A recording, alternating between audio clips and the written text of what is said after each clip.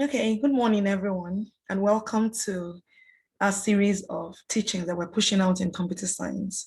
Like I mentioned in the earlier lessons, this is just starting with computer science because, that's my area. You call it my Epsilon neighborhood. Okay, so it's actually an academy, and with time, we're going to spread out. We're going to, offer soft skills. You just want to learn, things to be able to script properly, or you want to learn tools to be able to make presentations better, or you want to learn tools to, do better on your job, or just lifestyle, tips on anything that we can actually teach in an academy, but we're going to, streamline them properly. So I'm just asking you to bear with us. It's the computer science part that is coming out for now, but with time we're going to diversify. So this is a part 2 of a series of teachings in compiler construction. I'm Dr. Mrs. Idons Eteng. I work as a lecturer in Calabar, and I teach in University of Calabar, and I did my sabbatical year in Arthur Jarvis University, so I still assist in those universities. So we're going to look at the major parts of a compiler, phases of compilation, and in this lesson, we're going to be concerned with the 3 first phases of compilation: lexical analysis, syntax analysis, and then, semantic analysis. All right. So what are the major parts of, compilers? If you check most literature, you'll notice that compiler analysis, or the compilation process, is broken down into 2 major parts: the analysis part and the synthesis part. The analysis part is the first 3 phases that I actually mentioned. And for the records, phases is just a grouping of interrelated steps that produce an intermediate representation. Okay, so we have lexical, syntax, and semantic analysis phases. All right, and then of course the synthesis part, we have the intermediate code generation, we have code generation, and then we have the optimization phases. So basically that's what these parts of phases are. I'm going to put that these phases on almost all the slides, so you can actually always follow on and know exactly what phase that we are in. Now, if you notice, all of these phases actually relate, or communicate with the error handlers and with the symbol table. And the reason is not far-fetched, it's simple. The essence of having a compiler is actually to produce, target code. So what we have coming in at the very beginning is any high-level language, of course, high to the system, but easily understood by whoever it is that is programming. All right, beautiful. And at the end of the day, you want some kind of target code, machine code. You want to be able to convert this program that is written in some high-level language into a low-level language, into some kind of target code. Beautiful. So of course, in doing that, your compiler should be able to report error messages. So that's why we're actually communicating with the error handler.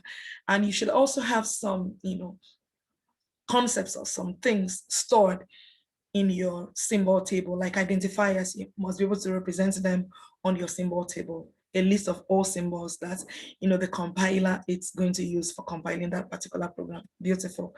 So lexical analysis, at this level, what the lexical analyzer simply does is that it takes in your program codes, okay, and then it breaks them down into meaningful lexemes, okay. For us in computer science, we call them tokens. So it takes, your program. Remember that, programs are written in a language, just like we speak or we write sentences in languages. I could write you a letter in English language, in Igbo language, in Ibibio language, in Yakar language. So these are, written in languages, and these languages are broken down into sentences. So meaningful constructs are sentences. The same goes for programming. Programming, lines are written in what? In sentences. Beautiful. So these sentences are picked up by the lexical analyzer, and then they are broken down into this, phases. Beautiful.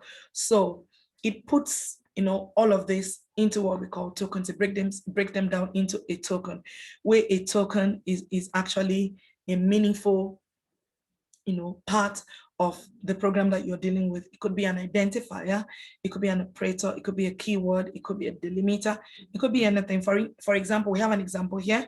If age equals 40, then, okay. Now, of course, if there, it's a meaningful keyword in that programming language.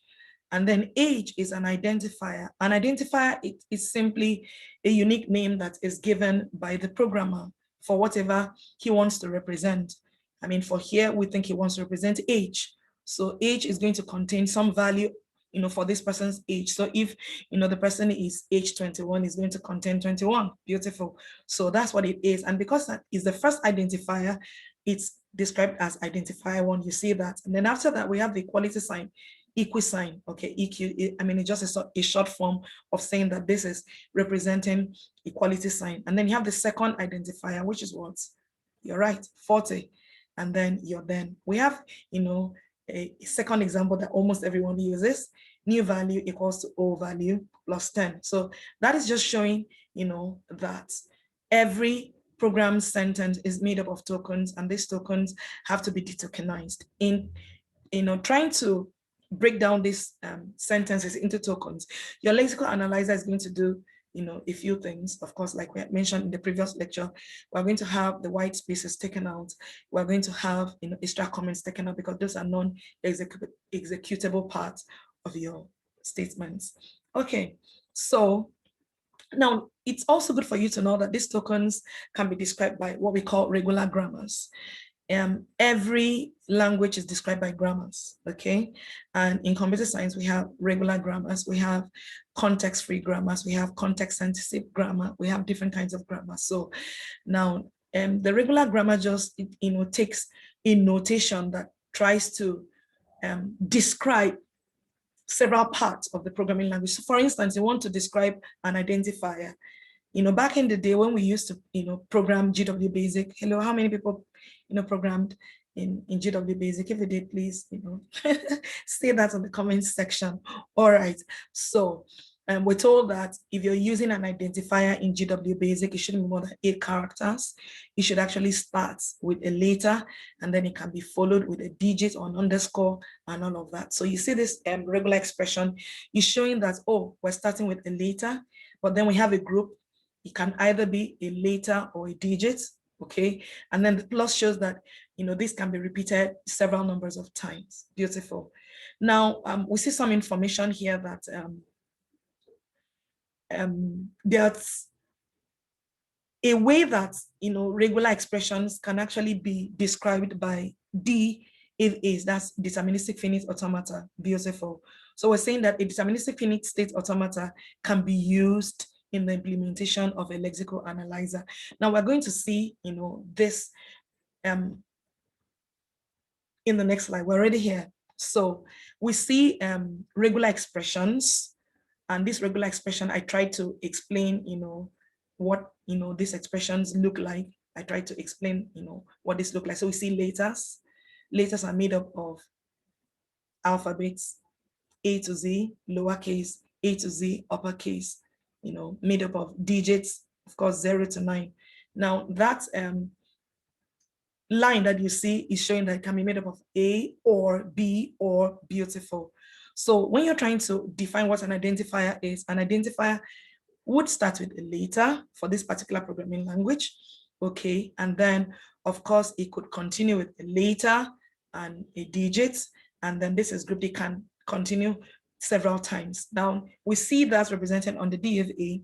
That's just that symbol, that diagram. It always has a start symbol. So that's arrow going in, and that circle shows the starting part. And then we see the states represented. So we see the letter, and then we see that the states can change. So from a letter, you can take another letter, or you can take a digit, and you can continue for as many times as you want to be able to create your identifier. So let's say you want to create an identifier that says, Ethiopia 1, 2, 3. So you're going to start with a letter, another letter F, another letter I, another letter O, another letter K, and then you're going to start with the digits until you finish that, and then that ends that particular, identifier. Beautiful. Now, for syntax analysis, we are looking at the structure, okay? So the end product of lexical analysis is what? Tokens. Beautiful. And then some of these tokens are represented on the symbol table. Now, for The syntax analysis, we pick in these tokens and then we break them down into some kind of parse tree or syntax tree. So you see, other synonyms for syntax analysis, like you see parsing, beautiful. So if somebody says the parsing phase, he's simply referring to what the syntax analysis phase, beautiful. The end product is what? A parse tree, a tree that shows the structure. So you see, that assignment statement, you see an identifier on one part, and you see, the assignment statement, you see an expression, beautiful, and then you see the plus, which is actually an operator, and then you see the expression on the other side. The first expression is an identifier and its old value, and then the second expression is a number and it's 10. So that's just a parse tree, beautiful. Now, like I explained, there are several ways of representing context-free grammars. We have the Backus-Null form, we have the regular expressions, and whichever method you want to use to, represent this is fine. But this just shows a breakdown that maintains the structure of what we're talking about. Very good. At the end of syntax analysis, we have the parse tree, go, and the parse tree now goes into what? The next phase. But before then, there's always, this comparison. What should we do at the syntax analysis phase? What should we do at the lexical analysis phase? Practically, when you're building compilers, okay, you actually build the parser. You have a parser or a parser generator, and then this parser actually calls the lexical analyzer as a subroutine. That's how it works most times. So these phases are all, just theoretic. When you go down to building these things, they just flow in a seamless form. Beautiful. Now, of course, parsing, can be done basically two ways. You can start from the top, we call it the top-down parsing, or you can start from the bottom, we call it bottom or parsing. We'll deal with this in more details as we take parsing as a subtopic. Now, we move to the next phase, the last phase for this phase part, and that's the semantic analysis phase. In semantic analysis, you're actually checking for meaning. You want to be sure that, yes, this sentence is syntactically correct, but it's also semantically meaningful, okay? So at this point, you're doing type checking. You want to check between the type. Now, let me explain this. For instance, we have this expression, new val equals old val plus 10. Beautiful. Old val, of course, it can be described in several ways. We call that, a data type. So all of these things, you must describe them. What data type am I going to store them? Because I had mentioned in the earlier lecture that data type, shows a lot of things. It shows the operations that are valid, using that data type. It also shows how much memory, your computer should keep for you. So for instance, you wouldn't want to be adding a name to a number, except you want to do what we call concatenation.